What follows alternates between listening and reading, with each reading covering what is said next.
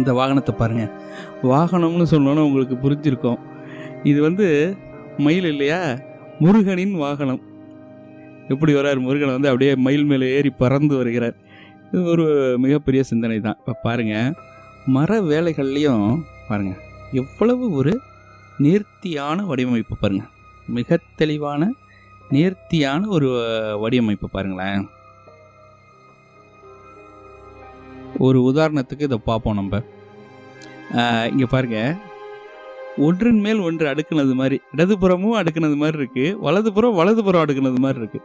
அவ்வளவு அழகாக நேர்த்தியாக அதை வந்து வடிவமைச்சிருக்காங்க பாருங்கள். எவ்வளோ பெரிய வடிவமைப்பு திறன் இருக்குது பாருங்கள். முழுமையாக அந்த மயிலை பாருங்களேன்.